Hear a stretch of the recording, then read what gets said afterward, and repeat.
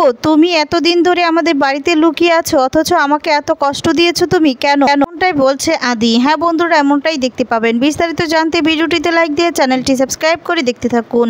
গল্পের শুরুতেই দেখা যাবে স্টেফানি দিদি বলছে যে তোমার তো একটা ডক্টরকে দেখানোর প্রয়োজন, এভাবে বসে থাকলে কি চলবে? তোমাকেও তো নিজের খেয়ালটা রাখতে হবে, শুধুমাত্র সংসারের কথা ভাবলে তো চলবে না। আর তখন বলে যে হ্যাঁ, আমি আমার সন্তানের খেয়াল রাখবো, কালকে আমি যাব ডক্টরের কাছে। আর তারপরে এদিকে দেখা যাবে আদ্রিত বারবার করে মোহনার কথাগুলোই ভাবতে থাকে যে মোহনার যেই সিমটাইজটা দেখা যাচ্ছে তাতে তো কিছুই বোঝা যাচ্ছে না যে ও প্রেগনেন্ট। ও কি কোনো রকমভাবে আমাকে ফাঁসানোর জন্য এই সমস্ত করছে? তখন আগের কথাগুলি মনে করতে থাকে যে সব কিছুই আমার মনে পড়ছে, তাহলে সেই দিনের কথাগুলোই কেন মনে নেই? কেন নেই? এমনিতে তো সব কিছু আমার মনে আছে। আর বলে না না, এই ব্যাপারটা আমাকে ছেড়ে দিলে চলবে না, আমাকে দেখতেই হবে, আমার শুভকে আমার কাছে আনতে হবে, এরই একমাত্র উপায়। আর কালকে আমি মোহনার সাথে যাব হসপিটালে, এখন থেকে সব সময় যাব। আর এদিকে দেখা যাবে শুভ বলতে থাকে স্টেফানি দি, আমি ডক্টরের কাছে যাব বললাম তো, এক্ষুনি আমি কল করে একটা অ্যাপয়েন্টমেন্ট নিয়ে নিচ্ছি। এই বলে ডক্টর দৈমন্তীর হসপিটালে ফোন করে একটা অ্যাপয়েন্টমেন্ট নিয়ে নেয়। আর তখন স্টেফানি দিদি বলে যে তোমাকে সাথে সাথে নিজের খেয়ালটাও রাখতে হবে, তোমার বাচ্চার জন্য হলেও। আর তখন বলে আমি একটা জিনিসই বুঝতে পারছি না, যদি প্রেগনেন্ট হয় তাহলে এরকম কেন করবে, এতটা কেন জেদ আদিকে পাওয়ার? আরও অনেক কথাই বলে যে সব কিছু দেখতেই হবে, আমার পরিবারের জন্য সবটা করতে হবে। তারপর এদিকে দেখা যাবে মোহনা সকাল হতে আদ্রিতকে নিয়ে হসপিটালে চলে আসে। আর সেখানে এসে নার্সকে সবটা বললে নার্স তখন বলতে থাকে ঠিক আছে, আপনারা এখানে বসুন, আমি দেখছি। এদিকে দেখা যাবে শুভকে ফোন করে ঠাম্মি, শুভ হসপিটালে চলে আসে। আসলে শুভ জানতোই না যে এখানে আদ্রি আর মোহনাও আজকে আসবে। আর তারপর ফোনে কথা বলতে থাকে আর ঠাম্মি বলতে থাকে শুভ, তোর জন্য না আমার খুব কষ্ট হয়, জানিস তুই এই অবস্থায় একা লড়াই করছিস, গোটা পরিবারের সমস্তটা একাই লড়াই করছিস। আমার এমন পরিস্থিতি যে আমি সামনে থেকে তোর সাথে কিছু একটা করব, তোকে সাহায্য করব, সেটাও পারছি না। দেখা যাবে আদি বলতে থাকে যে এখন থেকে সব সময় আমি তোমার সাথে আসব, ঠিক আছে আজকে থেকে। আর তুমি না খেয়াল রাখবে আমাদের বাচ্চার জন্য। তখন আদি কথা শুনে মোহনা তখন বলে তুমি এতটা ভাবছো আমার জন্য, এরপর বলে ভাববো না, আমাদের সন্তানের জন্য তো এতটুকু করতেই হতো না বলে ঠামিও খুব কষ্ট পায়। এদিকে দেখা যাবে হঠাৎ করেই মোহনা আর আদ্রিত শুভকে দেখে নেয় আর বলে কি ব্যাপার ডালি, তুমি এখানে কি করছো? তখন তো মোহনা বলতে থাকে তোমার তো এখানে থাকার কথা নয়, আর তোমার তো মানে তুমি তো প্রেগনেন্ট নও তাই না, তুমি কি মেরিড? আর তখন বলে না আমি মেরিড নই। এরপর বলে তাহলে? আর তখন বলে আসলে আমার এমনিতে একটু প্রবলেম হচ্ছিল তার জন্যে আর কি।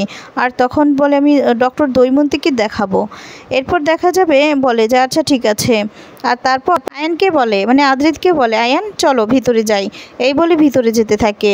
আর তারপর এদিকে দেখা যাবে আদ্রিত একটু সন্দেহ করে আর বলে ডালি কি তাহলে প্রেগনেন্ট, নাকি সত্যি প্রেগনেন্ট নই, কোনটা? আমি কি যেটা সন্দেহ করছি ওটাই, নাকি অন্য কিছু? এই বলে শুভর দিকে তাকিয়ে ভিতরে চলে যায়। আর এদিকে শুভ খুব কষ্ট পায় আর বলতে থাকে এই বাচ্চাটাও তো আদির দেখাশোনার কথা ছিল তাই না? আর এদিকে দেখা যাবে মোহনা ভিতরে চলে আসে ডক্টর দৈমন্তীর কাছে। ডক্টর দৈমন্তী তখন মোহনাকে দেখে আর আদ্রিকে সাথে দেখে একটু চমকে যায়। আর তখন বলে যে দেখো আমাকে আয়ান সাথে করে নিয়ে এসেছে, আয়ান না আমার অনেক কেয়ার করছে। কথাটা শুনে ডক্টর দৈমন্তী খুশি হয়ে যায়। আর তখন বলতে থাকে আচ্ছা আমার সমস্ত কিছু ঠিক আছে তো? আদিও তখন জিজ্ঞেস করে যে ওর ভাবে সব কিছু ঠিক আছে, কোনো সমস্যা নেই তো? এইকে মোহনা বলে আমার তো অনেক খেয়াল করছে, ও অনেক কেয়ার করছে।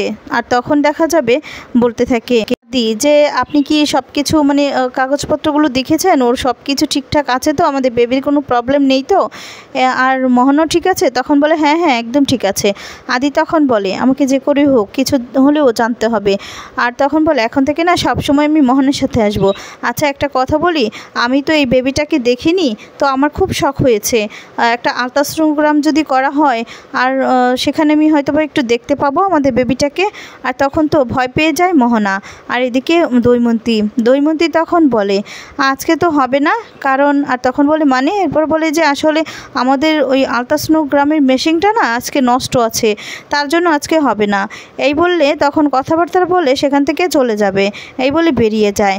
আর তখন মোহনাকে আদি বলতে থাকে আজকে তো আলট্রাসোনোগ্রামের মেশিনটা ভালো নয়, তাই দেখতে পেলাম না, আজকে আমাদের বেবিটাকে দেখা হলো না। তো দেখা যাবে শুভ এদিকে সবটাই শুনতে পায়, যে মেশিনটা নষ্ট নেই সেই কথাটাও শুনতে পায়। এরপর নার্স চলে আসে, নার্স এসে শুভকে ভিতরে যেতে বলে, ডক্টর দৈমন্তী ডাক পাচ্ছে। আর তখন দেখা যাবে ভিতরে চলে যায়। এরপর বলতে থাকে যে ও তুমি এসেছো, ঠিক আছো তুমি, তোমার কাগজপত্রগুলো দেখি, এই বলে কাগজপত্রগুলো বের করে দেয়। আর তখন কাগজপত্রগুলো দেখতে থাকে ডক্টর দৈমন্তী।